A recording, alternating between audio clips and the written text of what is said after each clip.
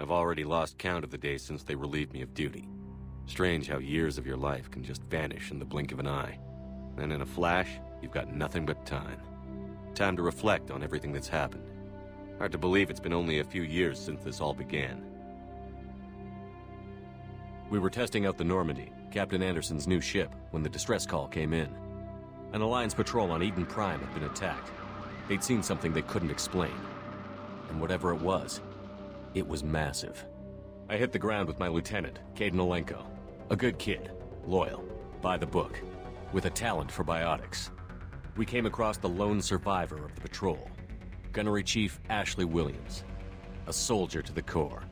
Tough, disciplined, ready to take on whatever came her way. Ashley joined up with us and took us to the spot where she lost her squad. That's when we saw it. The ship. Like nothing I'd ever seen. It was massive, scorching the colony and everything around it as it blasted away. We followed the path of destruction to an artifact, a beacon left by a long-dead race called the Protheans. The colony had dug it up, and whoever attacked them had tried to take it. Chief Williams made the mistake of getting too close. It hit her with some type of energy. I grabbed her and threw her out of the way. That's when it hit me. Hard. Every muscle in my body went rigid. I couldn't move, could barely breathe. Everything went black. And then I saw something. A vision. Dream. A nightmare. By the time I woke up, we were halfway to the Citadel on our way to meet the Council. I was expected to explain what I'd seen. Anderson came along. So did Adina, our political representative on the Citadel. With those two heavyweights, it seemed reasonable we could persuade the Council that the ship we'd seen was a potential threat, as was the individual behind the attacks. The main suspect for the Eden Prime massacre was a Turian Spectre named Saren. He'd been seen by one of the survivors from the colony at Eden Prime, and there was some evidence to suggest that the ship was connected to Saren. But even Adina's pointed accusations weren't enough to convince the Council. They just couldn't believe one of their chosen elite Spectres could be guilty of something like that. They needed proof, which meant I needed proof. Fortunately, I wasn't alone in my search. Garrus, another Turian, wanted to help.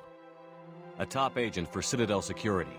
Despite orders from his superiors that he shouldn't get involved, he told me he was suspicious of Saren, and he had some useful leads. More importantly, he was willing to share them. That led me to Rex, the biggest, nastiest-looking Krogan bounty hunter I'd ever seen. He turned out to be more than just a brute. It was his intel that led to a fugitive with incriminating evidence on Saren. The fugitive turned out to be an energetic little Quarian named Tally. A tech expert with a knack for hacking, she'd procured some information on Saren. Evidence that proved Saren was dirty. Tally's evidence proved that Saren was responsible for the massacre on Eden Prime, and that the immense warship we'd spotted was in fact Saren's flagship. But it went much further. Saren was trying to find a way to bring back a race of sentient machines from dark space. Machines allegedly responsible for cleansing the galaxy of all organic life. These Reapers were blamed for wiping out all life 50,000 years ago, including the Protheans, then disappearing back through the mass relays to dark space, leaving no trace they'd ever been. That explained why Saren was after the beacon, and it made some sense out of my visions. But not much else. We couldn't convince the Council that the Reapers were a threat, but they agreed Saren had to be stopped. They stripped him of his Spectre status and gave me the honor of becoming the first human Spectre. My first task? Bring down Saren. Anderson decided to stay behind, giving up his ship, the Normandy. He told me I would need it more than he would. He also pointed me in a direction. Liara, a Prothean expert, adept in biotics, and maybe most importantly, daughter of Benezia, Saren's top lieutenant. And like most Asari, as beautiful as she is intelligent, and born with a unique ability to meld with other species. Liara was able to help me decipher some of the vision the beacon had given me. Nothing concrete, but it gave me some clues. And a new appreciation for the Asari. Her technique for accessing my vision was unexpected, but not at all unpleasant. Ashley was a little concerned about the connection I shared with Liara. As commander, I knew either relationship had the potential to interfere with the mission. I decided discretion was the better part of valor, and kept my focus on our goal, finding Saren. Thanks to Liara's help, we had our next lead, Venezia. Saren had taken her to Novaria, where he'd enslaved a dangerous race of insect-like creatures, the Rachni. He ordered Venezia to use the same technique Liara had used on me to extract information from the Rachni Queen. The Queen's drones were everywhere, and they weren't happy. We had to fight through hundreds of them to get to Venezia. By the time we arrived, Saren was gone, with the information. I tried to reason with Venezia, but Saren had indoctrinated her. He had somehow acquired the ability to control people's actions and wills. Venezia wouldn't surrender, and Liara was forced to watch her mother die in her arms. And I was left with an angry, dangerous Rachni Queen to deal with. She claimed her drones would do no harm if I released her. But the Rachni had terrorized the galaxy before. I couldn't do it. I wouldn't doom an entire species for past sins. And the Queen was true to her word. She left and took her army of drones with her. With Saren's top lieutenant dead, he was quickly running out of time and places to hide. I tracked him down at his base on Vermeer, but we soon learned it was more than a base of operations. It was a breeding ground. Saren was breeding an army of Krogan. He'd found a cure for the genophage, a disease inflicted on the Krogan to prevent them from breeding and taking over the galaxy. But the Krogan Saren was breeding were slaves, mindless beasts that obeyed Saren's will. I had to destroy the base, and all its research. Rex disagreed. Violently. Rex wanted the genophage cure for his people. I tried to convince him to help me destroy it, that these Krogan weren't real. But he wouldn't back down. Fortunately, Rex is smarter than he looks. He realized this wasn't the way to help his people, and that Saren was the real threat. When we finally got to the center of the base, I realized just how close Saren was to completing his plan. He was already in communication with the Reapers. Sovereign, Saren's flagship we'd all assumed was just a ship, was a Reaper. It spoke to me, threatened me. I could feel the menace it had for every living thing. It wanted me dead. It wanted us all dead.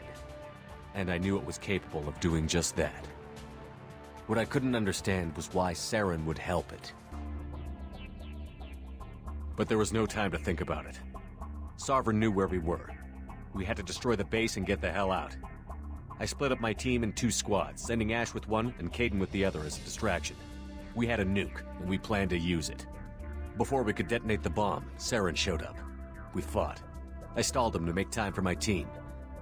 And in talking to him, I realized the truth. It wasn't Saren who was indoctrinating everyone. It was Sovereign. The Reaper. And Saren was in deeper than all of them. He tried to convince me he was still in control. Said he found a way to reduce the Reaper's influence, but he was kidding himself. Or believing the lies Sovereign was telling him. Before I could convince him to stop, he ran, leaving me just seconds to extract my squad mates. I tried, but I wasn't fast enough. I could only save one of them. Kaidan was a good man, and a great soldier. But I had to choose, and I chose Ash. That was the last time Saren would slip away from me. I knew then, the next time we met, one of us would die. With my team mostly intact, we chased Saren and his army to Ilos, a long-lost planet that had once belonged to the Protheans. As we prepared for what we knew would be a desperate fight, I spoke to my crew. We were just one ship, against Saren's growing army. I assured them all that despite the odds, we could defeat him. I'd never tell anyone, but I had my doubts. Leaving Kaidan behind had hardened my resolve, but revealed a soft spot in my defenses. How many more friends and allies would I be willing to sacrifice in order to stop Saren? We arrived on Ilos close behind Saren. Once on the planet, we discovered a Prothean databank that helped me put the final pieces of my vision together. The Reapers had come 50,000 years ago, and every 50,000 years before that, each time purging the galaxy of life. The Protheans had fought and died, like every species before them. But a few survived long enough to leave a parting gift. The Protheans had discovered that the Citadel was the key to controlling the mass relays. By sabotaging the Citadel, they found a way to close the relays to dark space, slowing the Reapers' return, giving us the time we needed to find a solution to stop the Reapers once and for all. Saren knew this. He was leading his army to take control of the Citadel and re-establish the relays to dark space, bringing the waiting Reapers here to destroy us all. We followed him to the Citadel. It was intact, but heavily damaged. He had caught the Council fleets by surprise, and they were only now regrouping. And with Sovereign as his flagship, there was little hope the fleets could counterattack with enough strength to take back the Citadel. But Saren was done running, and I was done chasing him. As the Alliance and Citadel fleets battled Saren's army outside, I cornered the Turian bastard in the Citadel tower and confronted him. He died believing that the Reapers would save him. As I fought to regain control of the Citadel, the Council's flagship, the Destiny Ascension, fell under attack. Despite Saren's death, Sovereign and Saren's army continued to fight. The Council was aboard the Destiny Ascension, and they were requesting assistance. But I knew in order to help them, I would have to put our human Alliance fleet in jeopardy. The Council had to be saved. They represented the hearts and minds of the galactic community. Without them, the fleets would be in disarray. Even with the Citadel back in my control, Saren defeated, and the Normandy leading the combined galactic fleet, the battle against Sovereign, a single Reaper, was relentless. It took the combined fleets of humanity and the other races, but in the end, Sovereign fell. But the costs were immense. While humanity's efforts in the war earned us our first seat on the Council, it was a hollow victory. The Reapers were still out there. I knew the fight was far from over, but as the one who'd led the fight against Saren, I was given new responsibilities. The choice of humanity's first counselor was left for me to decide. On the one hand, Udina, the lifetime politician. Ruthless and ambitious, he would easily navigate the political landmines that would soon be put in front of him. The other choice, Captain Anderson, the career soldier. Tough but fair, but a friend, and someone I could trust. Both great leaders in their own right. Anderson didn't want the job, which was a sure sign he'd be perfect for it. No ambition to get in the way. The war was over. The threat had passed.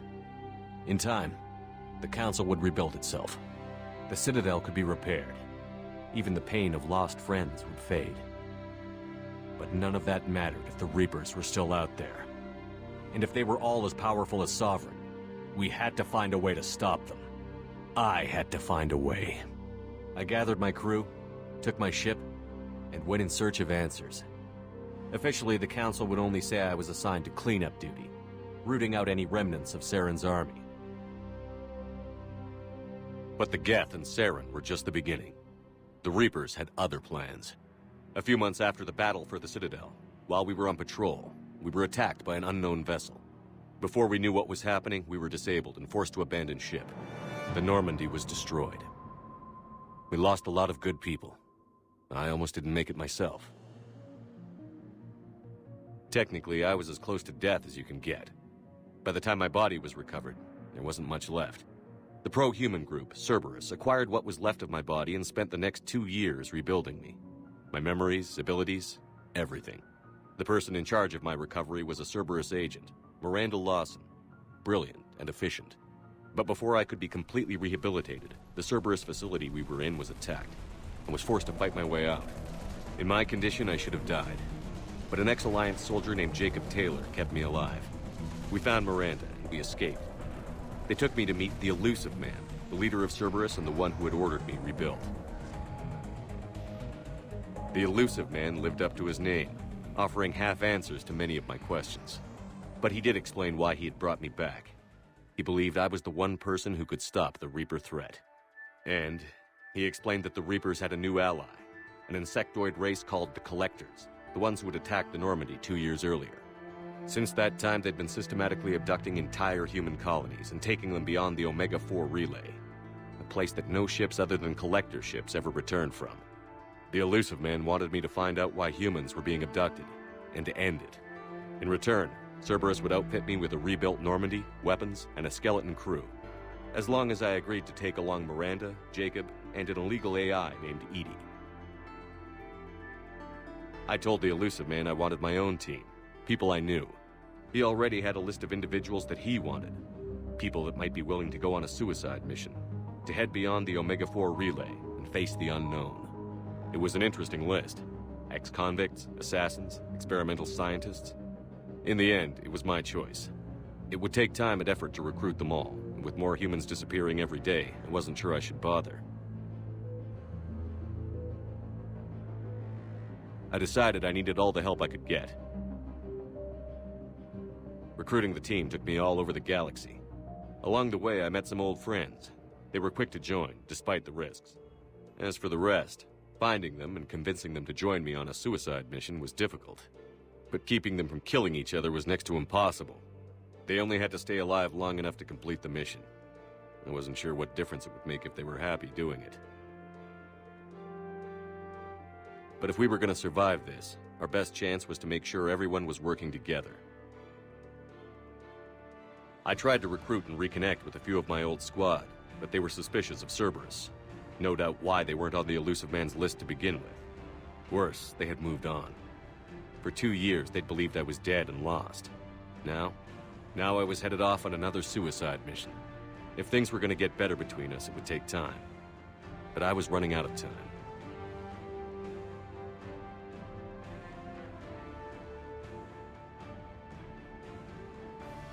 Maybe once the mission was over, we could try to reconnect. With most of the team recruited, we were getting close. We just needed to figure out how to survive the Omega-4 relay.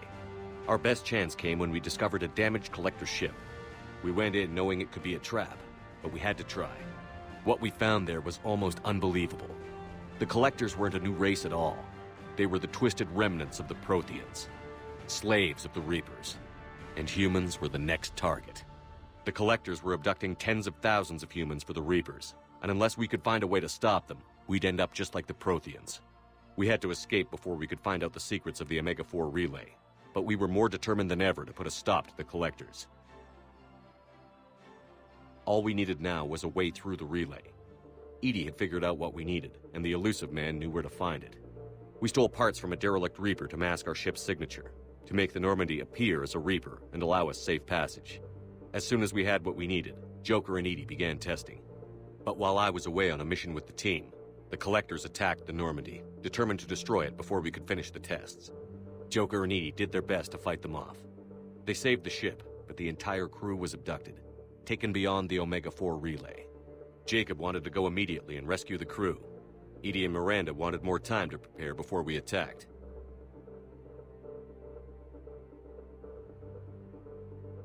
We only had one chance to attack the Collectors. I knew we had to be ready before we went, even if it meant sacrificing the crew. I gathered everyone to go over the plan. We all knew this was likely a one-way ticket. The team was ready, but they were nervous. We knew this could be our last day together. We were scared and looking for reassurance. Some of us found it in each other.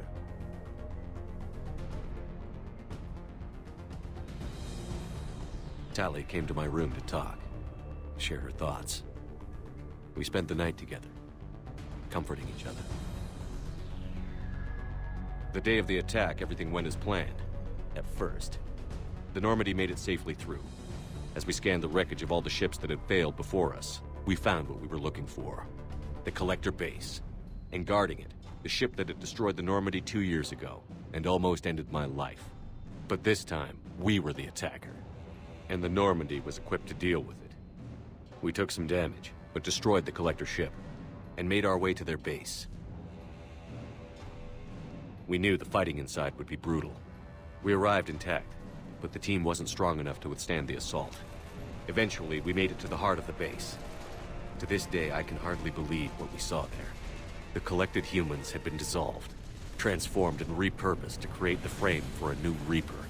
A massive human Reaper abomination. We had no choice but to destroy it.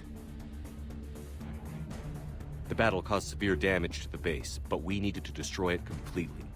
As I prepped explosives to finish the job, we received a message. The elusive man. He didn't want us to destroy the base at all. He wanted to preserve it. He wanted to study how the humans were transformed into the abomination we'd seen. To use the technology of the Collectors to help defeat the Reapers. I always suspected the elusive man had his own motives, but I couldn't agree with him on this. We had stopped the Collectors. We would find a way to stop the Reapers without sacrificing our morality in the process. We destroyed the base, completely, and escaped back through the Omega-4 relay. The mission was a success, and in the end, the whole team made it out alive. And though the crew was killed before we could rescue them, they didn't die in vain. We stopped the Collectors, and we stopped the Reapers from creating their abomination. And we bought everyone just a little more time. If only there was more time. The Reapers are still coming. Every day a bit closer. I handed every piece of intel on the Collectors and Cerberus over to the Alliance brass. They're not sure what to make of it, but at least they're listening. I just hope they figure out what to do about it soon, before time runs out for all of us.